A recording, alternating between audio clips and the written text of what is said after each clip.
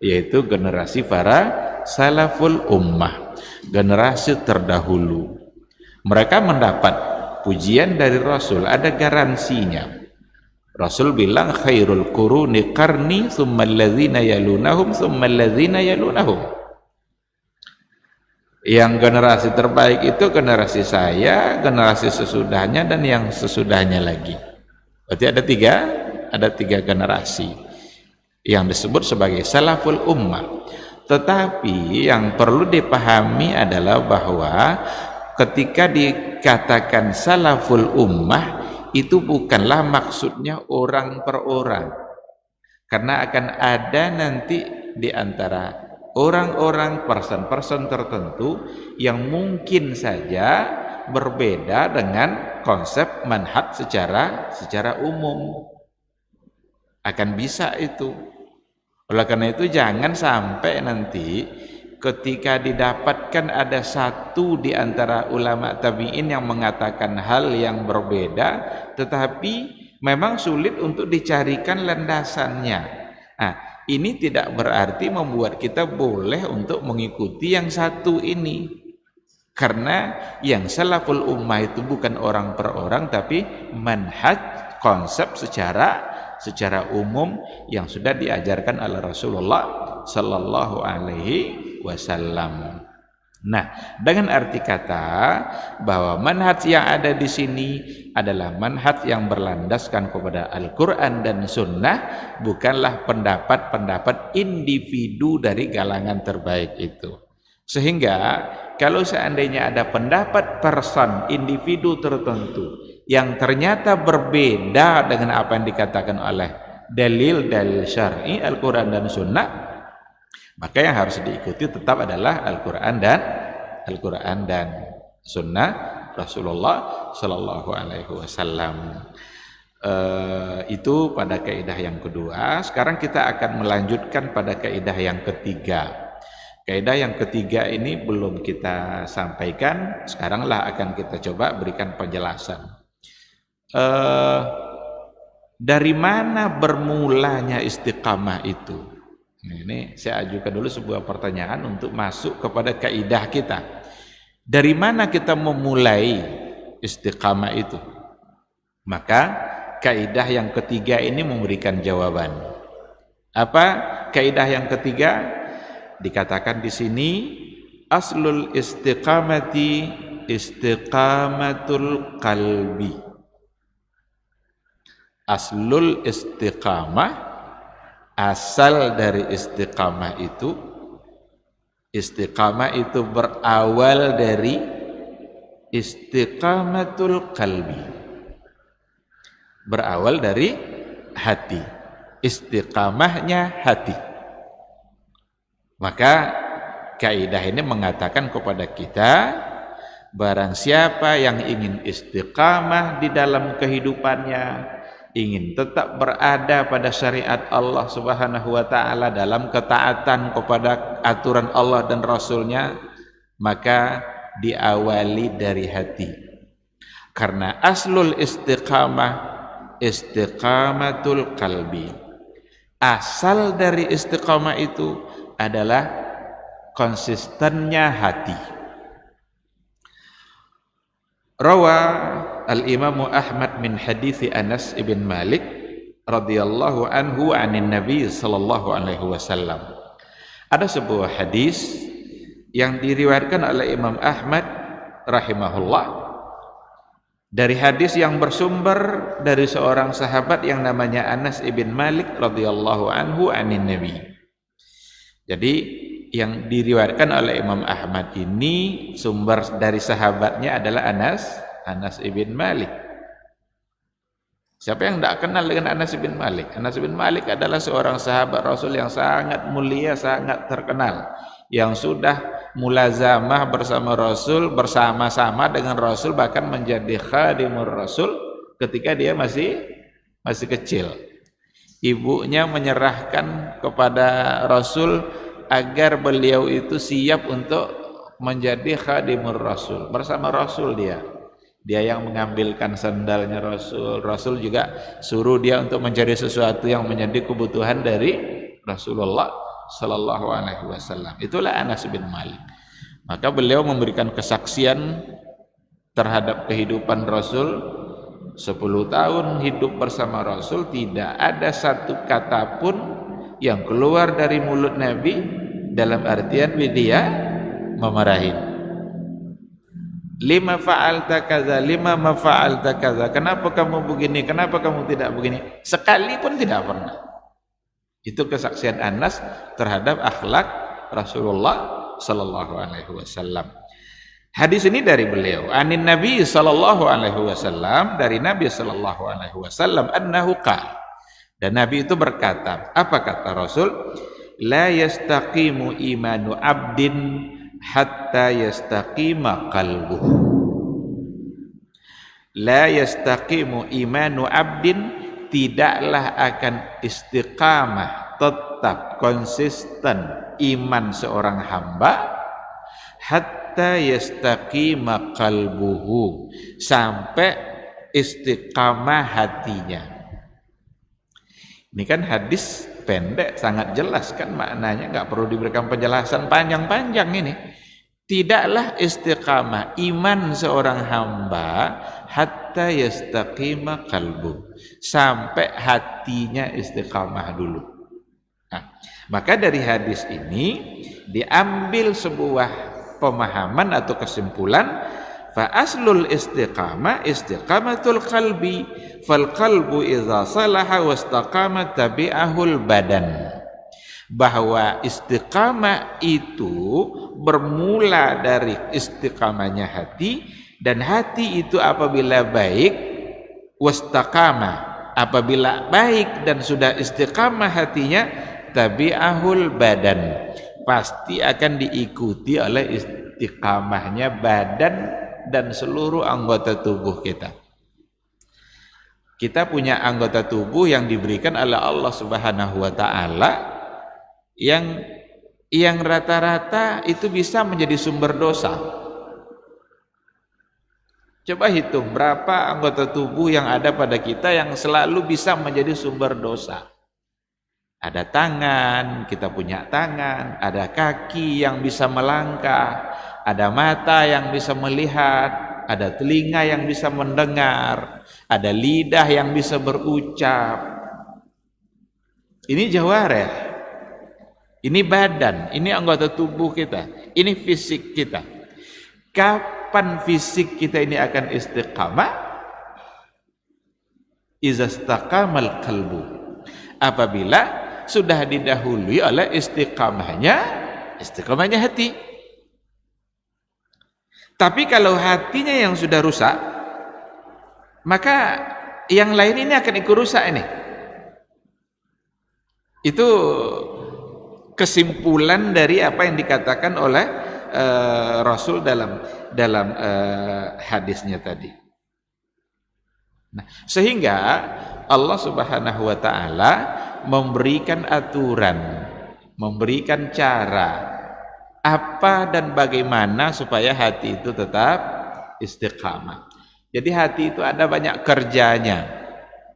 Ada kerja-kerja yang dilakukan oleh hati, yang kalau seandainya kerja itu sudah benar-benar hati kita tunduk padanya, dia kerjakan semua bentuk pekerjaannya itu, maka yakinlah akan membuahkan istiqamah dari seluruh anggota tubuh kita.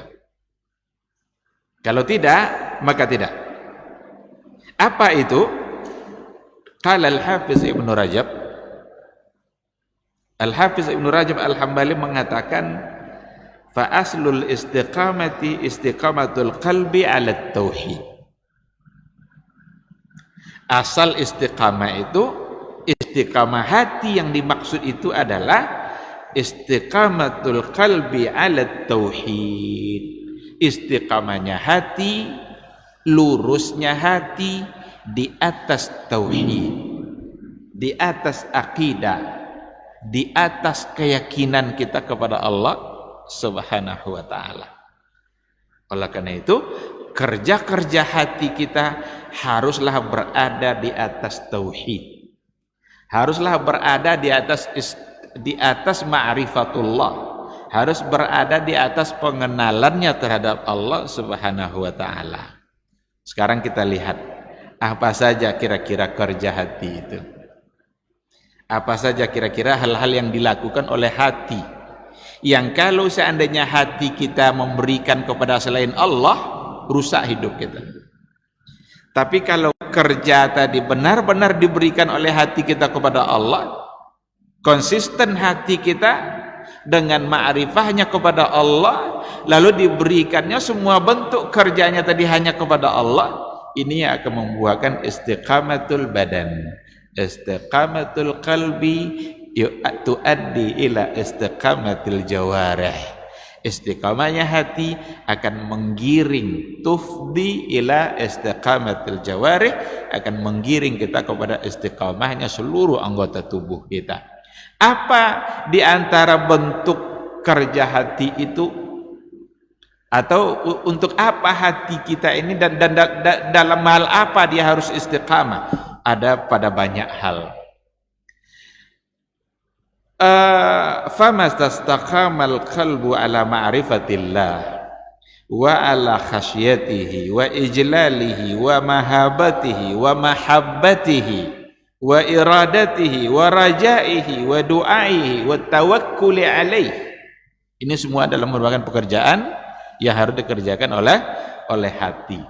Hati yang mengenal Allah, wa ala khasyatihi, hati yang selalu memberikan rasa takutnya hanya kepada Allah, wa ijlalihi wa mahabatihi, hati yang selalu memberikan dan ijlal mahabah. Ijlal itu keagungan Allah, itu yang hanya ada pada hati kita, memberikan keagungan hanya untuk Allah, mengagungkan Allah, memuliakan Allah, wa mahabbatihi, dan mencintai Allah, wa iradatihi, hati bisa punya kehendak, tapi bagaimana seandainya hati itu punya kehendak yang selalu sejalan dengan kehendak Allah subhanahu wa ta'ala, wa rajaihi wa du'aihi, harapan dan doanya yang harus diberikan kepada Allah, wa tawakkuli alaih, dan hati yang selalu memberikan rasa tawakalnya, bentuk tawakalnya hanya kepada Allah. Kalau itu yang dilakukannya, istiqamat al-jawarihu kulluha ala ta'atih, maka akan istiqamahlah seluruh anggota tubuhnya ala ta'atihi, di atas ketaatan kepada Allah subhanahu wa ta'ala. Nah, nampak oleh kita tadi kerja-kerja hati itu, apa yang dilakukan oleh hati? Khasyatillah, harus senantiasa takut kepada Allah. Kalau sudah mulai takut kepada selain Allah, akan rusak kehidupan dia. Kalau sudah mulai dia memberikan rasa takutnya bukan lagi kepada Allah, tapi kepada selain Allah. Takut kepada atasan, takut nanti kalau dipecat tidak bisa makan. Itu bentuk-bentuk takut. Deh, nanti kalau saya tidak begini, saya tidak bisa mendapatkan apa-apa. Maka ada kadang orang terjebak, walaupun ada dosa di situ, tapi karena yang dia harapkan adalah yang tadi itu, seolah-olah dia tidak bisa mendapatkannya selain daripada itu. Akan rusak kehidupan. Kita ambil contoh, tentu ini akan ada pada banyak contoh ya. Wa mahabbatihi, bagaimana cinta diberikan kepada Allah subhanahu wa ta'ala. Dia melakukan sesuatu hanya karena cinta kepada Allah subhanahu wa ta'ala. Ini akan meluruskan sikap dan tindakan dia. Tapi kalau dia sudah berbuat karena mencintai sesuatu selain Allah, dia berbuat tapi sudah memberikan mencintai sesuatu selain Allah, maka perbuatan-perbuatannya ini akan banyak yang menyimpang. Apa contohnya? Ada orang berbuat karena dia mencintai ketenaran umpamanya. Jadi dia berbuat agar dia menjadi orang terkenal. Ini bahaya ini. Asyuhrah. Jadi sikap dan tindakannya akan senantiasa mengacu kepada sesuatu yang menggiring dia agar menjadi orang yang terkenal. Walaupun nanti yang dilakukannya tidak mustahil bisa menyimpang dari aturan Allah. Berapa banyak orang melakukan sesuatu dan di situ ada kesalahan hanya sekedar ingin menjadi orang yang tersohor. Itu bukan hanya pada orang-orang biasa, bisa pada orang-orang alim, bisa pada orang-orang mubalik, bisa pada orang-orang yang ini bahkan ini kan digambarkan oleh Nabi dulu kan dalam hadisnya, digambarkan oleh Rasul bahwa yang pertama masuk neraka itu kan ada dalam hadis, bisa orang alim, bisa qari'ul Quran, bisa mujahid. Kok orang alim pula yang pertama ingin yang bisa masuk neraka? Ternyata ketika ditanya Allah, kenapa kamu lakukan itu? Dia bilang, saya lakukan karena Allah. Tapi Allah bilang, kazabta. Kamu bohong. Kamu dulu belajar, kamu dulu banyak belajar, ingin dikenal sebagai orang yang alim. Fakat kil. Gelar itu sudah kamu dapatkan. Fasuhiba ilanna, diseret dia ke nerakanya Allah. Ada lagi yang diantara yang duluan masuk neraka itu qari'ul Quran. Ditanya pula oleh Allah, kamu kenapa baca Quran? Dijawab oleh dia, qara'tu lillah, karena Allah. Tapi Allah bilang, kazabta, kamu telah berbohong. Dulu kamu membaca Quran itu liyuqala laka qari, agar orang memuji-muji kamu adalah sebagai orang yang hebat dalam baca Quran. Wa qarqil, dan itu sudah didapatkan. Diseret pula dia ke dalam neraka. Ada lagi orang yang mujahid. Kenapa kamu dulu berjihad? Dia bilang karena kamu ya Allah. Tapi Allah bilang kadzabta, kamu bohong. Kamu dulu berjuang agar dibilang sebagai seorang pemberani, agar dibilang sebagai seorang pemberani, seorang yang hebat. Gelar itu sudah kamu dapatkan. Dulu kamu sudah dipuji-puji orang, berarti bukan berbuat karena Allah. Nah, ini berarti dia telah memberikan apa yang seharusnya dikerjakan oleh hatinya untuk Allah, tapi ternyata dia berikan kerja hatinya kepada selain Allah. Rusak enggak akhiratnya dibuatnya? Rusak akhirat dibuatnya. Berarti tidak ada padanya istiqamatul qalbi. Hatinya sedang tidak lurus karena dia berbuat bukan lagi karena Allah. Mahabbahnya bukan untuk Allah, yang dicintainya bukan Allah, tetapi dia mencintai yang lain, ada tujuan-tujuan yang lain. Nah, jadi berhati-hati betul. Jangan pernah sekali-kali kita berbuat hanya ingin dipuji sebagai orang yang hebat. Nah, kadang-kadang bisa juga mengenai para mubalik, para penceramah, para ulama. Kadang sengaja membuat-buat cerita-cerita tentang diri dia. Dibuat-buatnya cerita-cerita tentang diri dia agar dianggap sebagai orang yang hebat. Kita memang tidak pula bisa memastikan isi hati seseorang, tapi kalau kita dengar cerita-ceritanya itu nampaknya tidak sejalan dengan apa yang ada pada nas, baik Quran maupun hadis. Apa contohnya? Di antara contohnya, ada orang mengatakan dia ketemu sama Nabi dalam keadaan tersadar. Dibuatnya cerita bahwa Nabi mendatangi dia. Mungkin tidak ini kira-kira? Berapa banyak orang-orang sufi yang punya cerita seperti itu? Bahkan diajaknya kalau mau ketemu Nabi dalam keadaan terbangun, nah baca ini.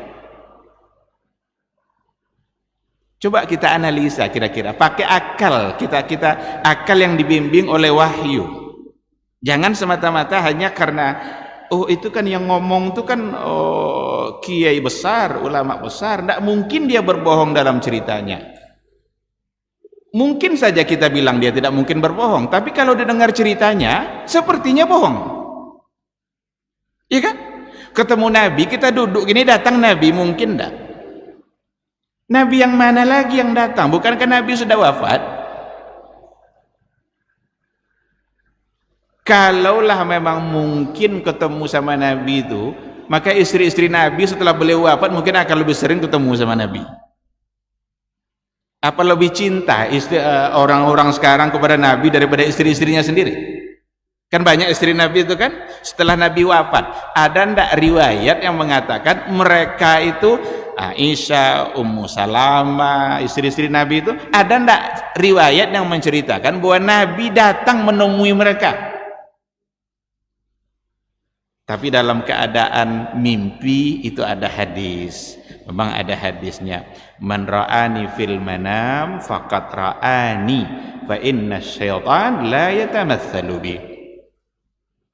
Siapa yang melihat saya dalam keadaan mimpi, itu adalah saya, karena syaitan tidak mungkin menyerupai saya. Maka dulu Bilal itu kan tinggal di wilayah luar Madinah.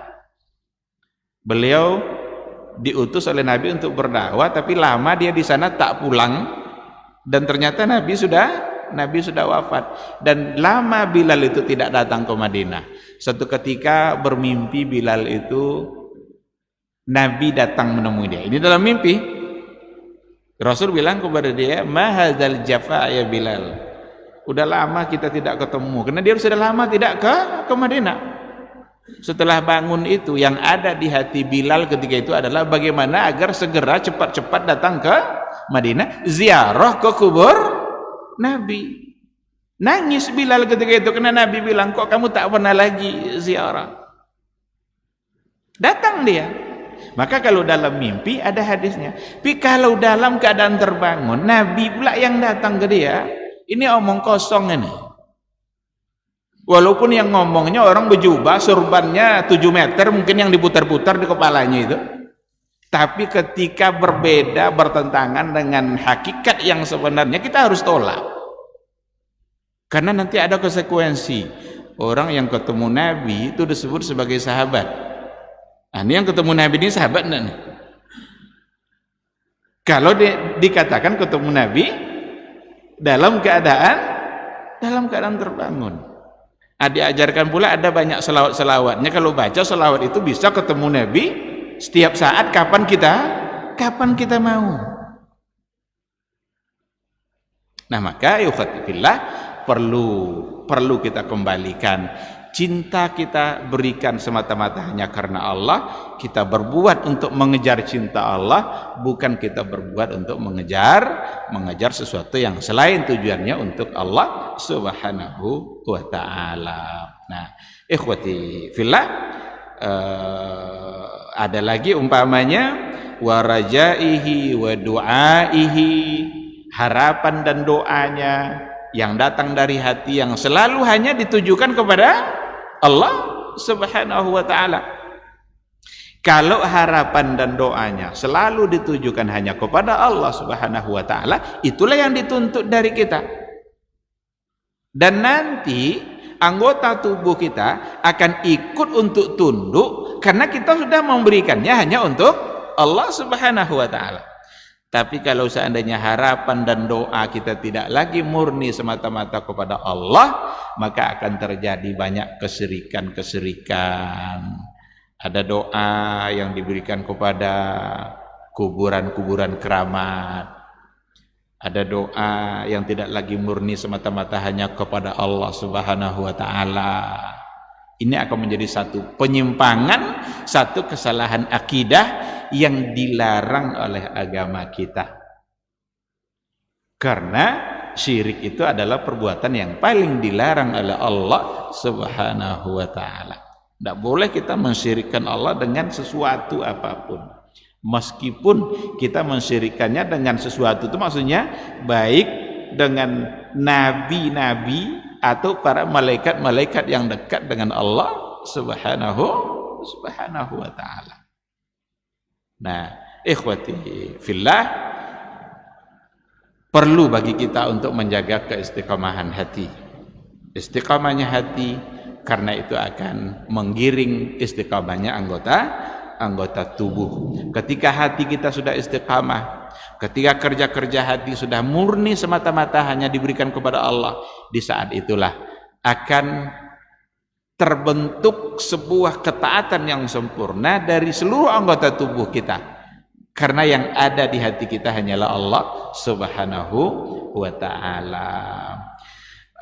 Yang disampaikan tadi itu beberapa contoh dari kerja atau sesuatu yang dikerjakan, dilakukan oleh hati kita, yang memang tidak mungkin untuk diberikan kepada yang lain. Doa umpamanya, iyyaka na'budu wa iyyaka nasta'in. Bukankah iyyaka nasta'in itu apa arti nasta'in? Nasta'in itu kami meminta pertolongan. Kami meminta pertolongan. Iyyaka, hanya engkau tempat kami meminta pertolongan. Itu kalau dalam ilmu nahu, uslub itu disebut sebagai uslubul hasr. Uslubul hasr itu membatasi, berarti hanya. Disitulah dapat makna hanya itu. Iyyaka na'bud, mendahulukan maf'ul bih daripada fi'il dan fa'il. Itu adatul hasr. Kalau kita bawa contoh biasa umpamanya kalau saya katakan Ra'aitu Umar, saya melihat Umar. Ada enggak kemungkinan lain saya melihat selain Umar? Ada kan? Tapi saya katakan saya melihat Umar. Tapi kalau ungkapan saya Umar Ra'aitu, berarti itu artinya hanya Umar yang saya lihat. Itu dalam uslub Arab. Maka ketika dikatakan iyyaka na'bud, hanya engkau yang kami sembah, wa iyyaka nasta'in, dan hanya engkau tempat kami meminta. Ada makna hanya, didapat dari uslubul hasr, karena mendahulukan maf'ul bih, objek, daripada subjek dan predikat dan subjeknya, fi'il dan fa'ilnya. Nah, jadi kalau sudah kita ulang-ulang iyyaka na'bud ini, tak jugakah tertanam di hati kita untuk tetap istiqamah, agar nasta'in itu memang semata-mata hanya untuk Allah, hanya kepada Allah, tak boleh pada yang lain. Sekeramat apapun orang, sekeramat apapun dia, tidak boleh meminta pertolongan kepada dia, minta doa kepada dia. Dia sudah meninggal, datang ke kuburan dia. Ada orang lambat dapat jodoh, datang dia ke kuburan yang tadi itu, minta agar disegerakan jodoh. Ini syirik. Maka kadang-kadang kalau kita sampaikan hal-hal yang seperti ini, dianggap pula kita melarang ziarah kubur. Nah, ini pula nih. Itu orang tuh melarang ziarah kubur. Bukan, ziarah kubur itu sunnah Nabi. Yang diawasi itu adalah apa yang dia kerjakan saat berziarah. Saat berada di kuburan tuh ngapain dia? Itu yang ingin diluruskan. Karena agama menyuruh kita untuk saling menasehati orang-orang yang mungkin dia tidak tahu, mungkin dia lupa, kan perlu diingatkan.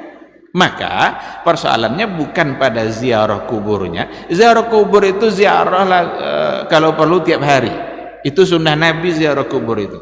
Mungkin sulit kita melakukan ziarah kubur sesuai dengan yang dilakukan Nabi itu. Apa contohnya? Nabi ziarah kubur malam-malam. Coba siapa sekarang yang ziarah kubur malam-malam? Bahkan lewat di kuburan aja malam-malam bisa. Nabi malam-malam dia ziarah kubur. Aisyah terbangun, tengok kok enggak ada Nabi. Mana Nabi? Dalam pikiran dia, tiba-tiba Nabi datang. Dia baru berkunjung ke Baqi', pemakaman yang ada di samping Masjid Nabawi, itu namanya Maqbarah Baqi'. Ternyata dia dari ziarah kubur. Nah, saya tanya sekarang, siapa yang berani ziarah kubur malam-malam kayak Nabi? Maka ziarah kubur itu sunnah Nabi. Dulu di awal ia dilarang, di awal Islam, karena khawatir nanti akan salah, karena mereka baru-baru masuk Islam. Tapi akhirnya larangan itu dihapus oleh Nabi. Kuntu nahaitukum an ziyaratil kuburi ala fazuruha. Sekarang ziarahlah kalian. Maka yang jadi persoalan bukan ziarahnya, tapi adalah apa yang dilakukan saat berziarah. Ini tawaf pula 7 keliling. Yang tawaf itu tempatnya hanya Ka'bah al-Musyarrafah. Selain Ka'bah tidak ada istilah tawaf, tawaf syar'i. Tawaf dalam artian ibadah. Nah, maka kalau dijadikan ada kuburan yang dianggap keramat lalu tawaf di situ dan beribadah di situ. Sekarang kalau ada masjid, ada kuburan, ramai pula di kuburan ini daripada di masjid itu lagi. Coba bayangkan. Nampak enggak ta'zimnya itu? Tetapi salah satu dari penyebab syirik itu adalah al-i'jab wa ta'zim. Ketika kita mengagung-agungkan sesuatu lebih dari yang seharusnya, itu penyebab kesalahan akidah. Menghormati ulama dianjurkan agama, tapi berlebih-lebihan dalam menghormatinya salah. Memuliakan Nabi dianjurkan oleh agama, wajib hukumnya kita menghormati, memuliakan Nabi itu. Tapi kalau memuliakan beliau melebihi cara yang seharusnya, jadi salah. Jadi penyebab pertama syirik itu al-i'jab wa ta'zim. Inilah kesalahan orang-orang Nasrani ketika mereka menempatkan Isa tidak lagi hanya sebagai seorang manusia, tapi sebagai anak Tuhan. Berarti ada penghormatan yang lebih, dan disampaikan oleh Nabi di hadapan para sahabatnya. Wahai sahabat-sahabatku, la tanatta'u wa la taghlu fi dinikum. Jangan berlebih-lebihan, jangan hulu dalam agama, kama yatanatta'an nasara. Sebagaimana orang-orang Nasrani tersalah dalam menempatkan Isa alaihissalam. Lalu dibilang oleh Nabi, ana Rasulullah, ana Abdullah. Saya Rasulullah, tapi saya adalah hamba Allah. Oleh karena itu, meminta-minta ke kuburan Nabi pun itu menjadi syirik. Jadi datang ke kuburan Nabi, minta-minta ke Nabi itu, ya Rasulullah saya begini, berarti dia sudah memalingkan doanya seharusnya kepada Allah, tapi dipindahkan kepada Rasulullah Sallallahu Alaihi Wasallam. Kalau ke Nabi aja tidak boleh, apalagi kepada orang-orang yang dianggap mulia, yang mulianya itu takkan pernah melebihi atau sampai setingkat mulianya Rasulullah Sallallahu Alaihi Wasallam. Jadi perlu memang menata hati. Tugas pertama kita dalam istiqamah itu benar-benar adalah istiqamatul qalbi. Bagaimana kita tata dulu hati kita, kita istiqamahkan dulu hati kita, dan itu akan membuahkan istiqamahnya amalan-amalan atau kerja-kerja anggota tubuh yang lain. Tapi kalau tidak, maka hati akan menggiring untuk berbuat hal-hal yang menyimpang. Ikhwati fillah, kenapa harus dimulai dari hati? Dikatakan fa innal qalba huwa malikul a'dha. Karena sesungguhnya hati itu adalah rajanya seluruh anggota tubuh kita. Wa hiya junuduh, dan anggota tubuh kita ini adalah prajurit-prajurit bagi hati itu. Jadi ada rajanya, ada pemimpin pasukannya, lalu ada prajuritnya. Siapa pemimpin pasukannya? Pemimpinnya adalah hati. Rajanya adalah hati. Siapa prajuritnya? Prajuritnya adalah al-a'dha, adalah anggota tubuh. Fa iza istaqamal malik, apabila rajanya sudah lurus, istaqamat junuduhu wa ra'aya, maka akan lurus pula lah para prajuritnya. Jadi kalau raja yang sudah lurus, maka akan lurus pula prajuritnya. Tapi kalau rajanya yang sudah bengkok, rajanya yang sudah menyimpang, rajanya yang sudah ngaur, maka prajuritnya akan lebih ngaur lagi. Nah, disinilah pentingnya kita menata hati. Dari mana diambil kesimpulan itu? Jelas, nampak, sharih yang ada pada hadis Rasulullah Sallallahu Alaihi Wasallam yang ada dalam Sahih Bukhari dan Muslim, datang dari Nu'man ibn Bashir, qala sami'tu an-nabiyya sallallahu alaihi wasallam yaqul, saya mendengar Nabi berkata. Jadi kalau sahabat mengatakan sami'tu, saya mendengar, maka benar-benar sebagai hadis yang marfu'. Marfu' itu disandarkan langsung kepada Nabi, karena dia bilang sami'tu, berarti berhadap-hadapan antara dia dengan Rasul. Karena ada di antara bentuk periwayatan hanya mengatakan qala fulan qala Rasulullah. Itu bisa dia tidak langsung mendengarnya. Itu di bawah yang ini standar statusnya. Dia bisa sahih juga. Tetapi kalau sudah dikatakan sami'tu marfu', ini disandarkan langsung kepada Nabi, karena dia mendengarkan Nabi mengatakan. Apa kata Rasul? Inna fil jasadi mudghah, sesungguhnya dalam jasad kita ada segumpal daging. Iza salahat, kalau yang segumpal tadi baik, saluhal jasadu kullu, baiklah semua jasadnya. Wa iza fasadat, fasadal jasadu kullu, tapi kalau seandainya rusak yang satu tadi, rusak pula semuanya. Ala wahiyal qalbu, ketahuilah itulah yang al-qalb, itulah yang disebut dengan hati. Nah, jadi kalau rajanya baik, prajuritnya akan baik. Tapi kalau rajanya yang sudah rusak, maka prajuritnya juga akan rusak. Baik, karena waktu itu sudah masuk, kita akan jawab dulu suara azan. Dari soal kita sambung setelah azan.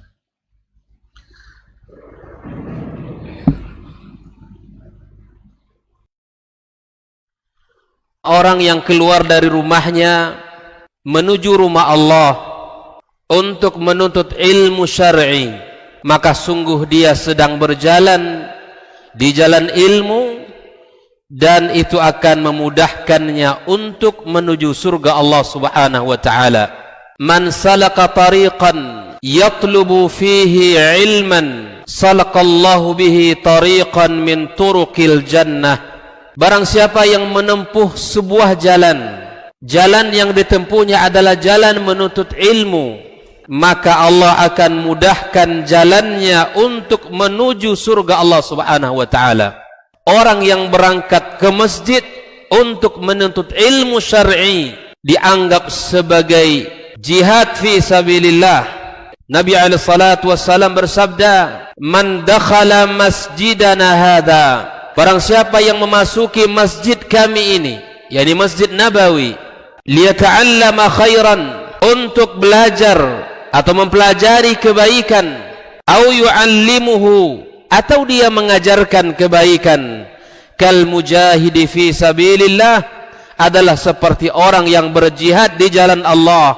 Mudah-mudahan kehadiran kita di rumah Allah yang mulia ini, tujuan kita hanya satu, untuk mencari ridha Allah tabaraka wa taala. Mudah-mudahan ilmu yang kita pelajari, ilmu yang memberikan keberkahan, yang menerangkan jalan kita dan senantiasa menjaga kita di jalan Allah Subhanahu wa taala.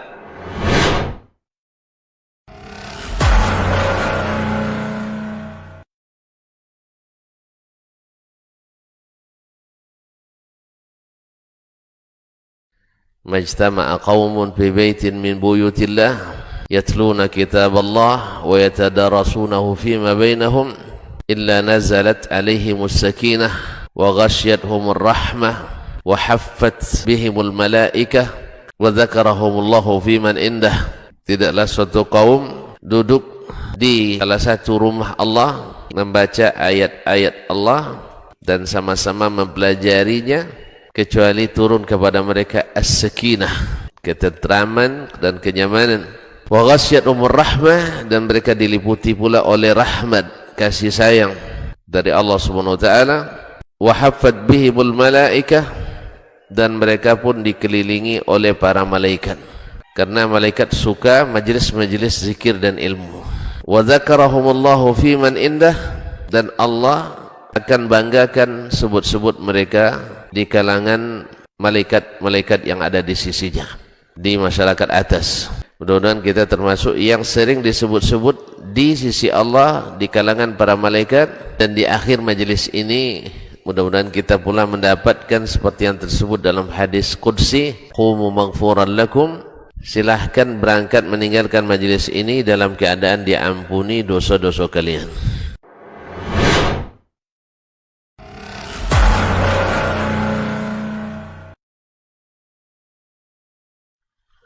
Orang yang keluar dari rumahnya menuju rumah Allah untuk menuntut ilmu syar'i, maka sungguh dia sedang berjalan di jalan ilmu, dan itu akan memudahkannya untuk menuju surga Allah Subhanahu wa taala. Man salaka tariqan yatlubu fihi ilman salakallahu bihi tariqan min turuqil jannah. Barang siapa yang menempuh sebuah jalan yang ditempuhnya adalah jalan menuntut ilmu, maka Allah akan mudahkan jalannya untuk menuju surga Allah Subhanahu wa taala. Orang yang berangkat ke masjid untuk menuntut ilmu syar'i dianggap sebagai jihad fi sabilillah. Nabi alaihi salatu wassalam bersabda, "Man dakhala masjidana hadza", barang siapa yang memasuki masjid kami ini, yakni Masjid Nabawi, liyata'allam.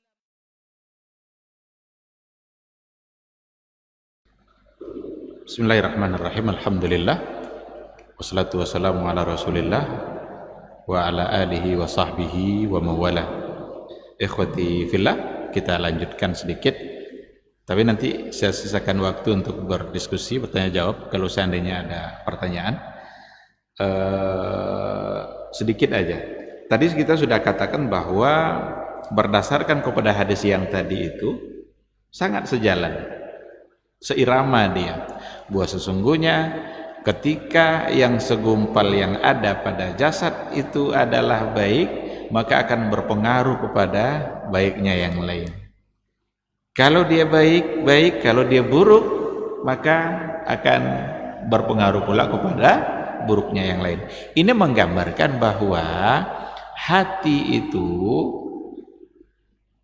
aslus syai', itu yang menentukan, itu yang asalnya.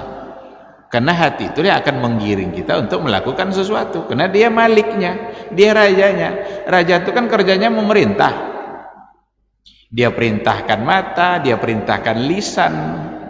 Ketika lisan seseorang mengeluarkan kata-kata kotor, itu hatinya sedang menunjukkan tidak baik, hatinya yang menyuruh untuk berkata kotor. Tapi ketika nampak oleh kita lisan seseorang yang selalu terjaga, begitu berhati-hati dia dalam mengucapkan kata-kata, maka menggambarkan bahwa hatinya juga lurus, karena hatinya yang membisikkan kepada lisannya untuk menjaga agar tetap bisa dijaga. Nah, jadi ibarat hati sebagai raja itu sangat tepat.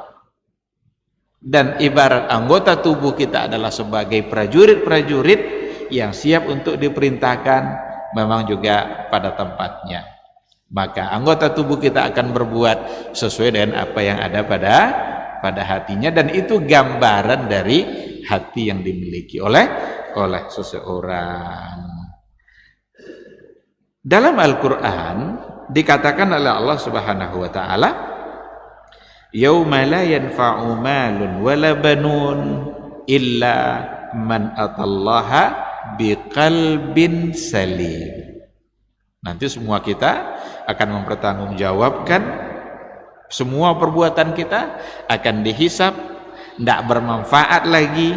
Malun wala banun, harta yang dimiliki tidak lagi ada gunanya, anak keturunan tidak ada lagi bisa menolong, illa man atallaha biqalbin salim, kecuali orang-orang yang datang menemui Allah dengan hati yang salim, hati yang selamat.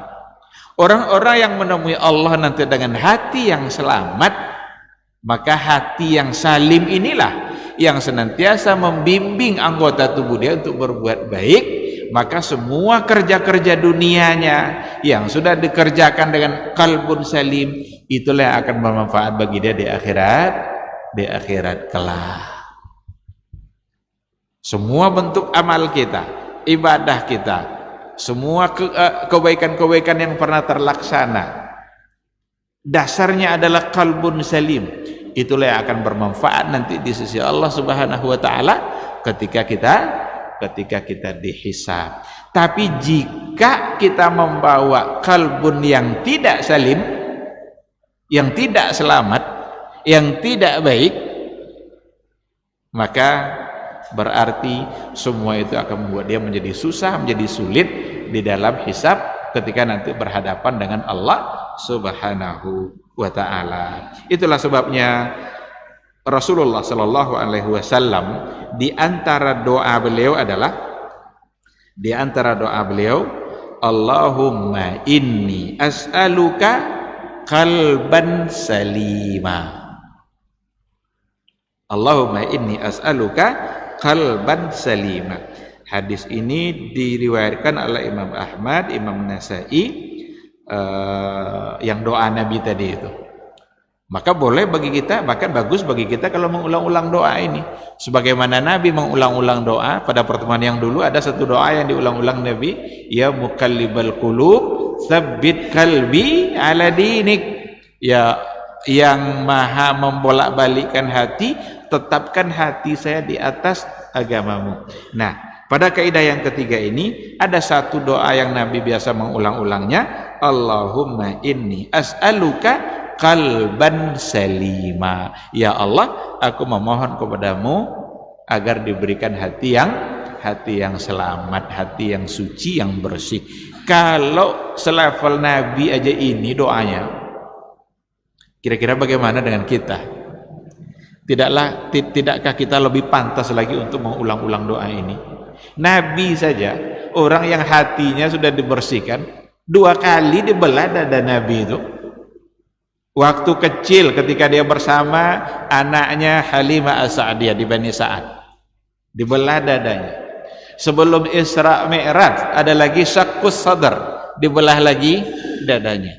Dibersihkan dengan air Zam-Zam, dimasukkan lagi. Nah, ini jangan dipakai akal kita nih. Iya, enggak nih cerita ini. Dibelah dada, dikeluarkan pula hatinya. Udah ada ahli bedah waktu itu. Ini bukan persoalan ahli bedah. Ini kekuasaan Allah yang menentukan segala-galanya dalam kehidupan Nabi. Nah, itu saja doanya adalah Allahumma inni as'aluka qalban salima. Apalagi kita sebagai umatnya yang senantiasa bergelimang dengan dosa, yang senantiasa hati kita dibayang-bayangi oleh berbagai macam bentuk kemaksiatan, maka tepat dan sangat tepat kalau seandainya doa ini kita ulang-ulang. Semoga Allah mengabulkan dan memberikan kita semua qalbun salim, hati yang bersih, hati yang selamat, yang memberikan segala kerja hati itu hanya untuk Allah Subhanahu wa ta'ala. Barangkali ini yang kita sampaikan pada kaidah ini. Saya ingin berikan waktu untuk bertanya jawab sebelum iqamah. Silakan.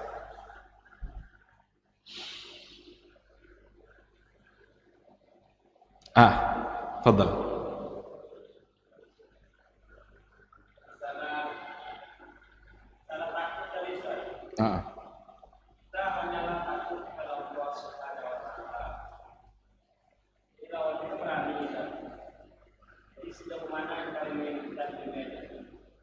Iya.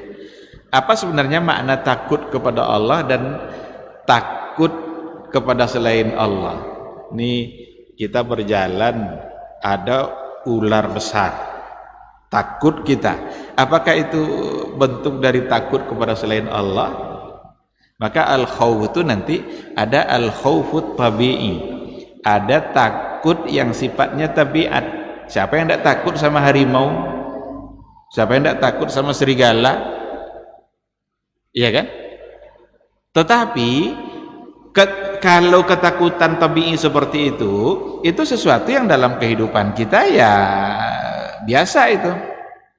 Hanya saja nanti ada satu hal yang harus kita yakini di dalam ketakutan tadi, bahwa sesungguhnya apapun yang terjadi dalam kehidupan kita takkan pernah bisa terjadi kecuali atas ketetapan dan kehendak Allah Subhanahu wa taala. Sehingga bukan berarti kita nanti oh udahlah kalau gitu ya, kalau saya diterkam oleh harimau ini ya kalau takdir Allah seperti itu ya nanti saya akan diterkam. Tapi kalau enggak lalu lewat aja, kita akan menjadi salah juga. Karena ada dalam kehidupan ini yang namanya ikhtiar. Ikhtiar itu bagaimana kita berbuat sesuai dengan yang diperintahkan oleh Allah. Kalau ini sesuatu yang ditakuti secara tabiat, agar selamat kita menghindar, ya kita upayakan untuk menghindar. Tapi kalau kena juga, disitulah kehendak Allah Subhanahu wa ta'ala. Ketika kita takut motor kita dicuri, apa langkah kita? Pakai kunci ganda, kalau perlu kunci gandanya 2, hilang juga lagi. Itulah ketentuan Allah Subhanahu wa ta'ala. Tapi jangan pula ya kan hilang itu kan Allah yang menentukan. Kalau hilang ya hilang, ditinggalkan aja kunci kontaknya di situ, lalu serahkan kepada Allah. Ini salah. Berarti kita yang ingin mengejar takdir kita yang tidak baik. Nah, jadi ada dua sisi yang harus dipahami, sehingga jangan pula berikan keberanian kita, tetapi itu di luar ikhtiar yang harus kita lakukan. Nah, agar tidak kena corona katanya pakai masker. Sekarang dah berlapis-lapis maskernya, kena juga lagi. Iya kan? Nah, maka keberanian sebagai ikhtiar di dalam mengambil langkah, bukan berarti keberanian tanpa ada logika keberaniannya. Seperti yang tadi itu ya, kalau ditakdirkan diterkam ya diterkam, lalu lewat aja, tidak bisa. Pasti kita akan dianggap salah karena kita tidak mengambil asbab. Yang diperintahkan kepada kita juga al-akhzu bil asbab. Al-akhzu bil asbab ini bagian dari ibadah, meskipun ujung-ujungnya yang menentukan adalah Allah Subhanahu wa ta'ala. Jadi sekira seperti itu. Allahu Subhanahu wa ta'ala a'lam. Ada lagi?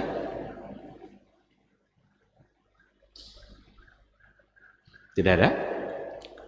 Baik, kalau tidak ada mungkin kita cukupkan sampai di sini. Mudah-mudahan apa yang kita bahas terkait dengan istiqamahnya hati kita bisa pahami, dan kita berharap semoga Allah Subhanahu wa ta'ala selalu membimbing kita untuk tetap istiqamah pada hati, untuk kemudian membuahkan istiqamah pada seluruh anggota tubuh kita. Amin amin ya rabbal alamin. Subhanakallah.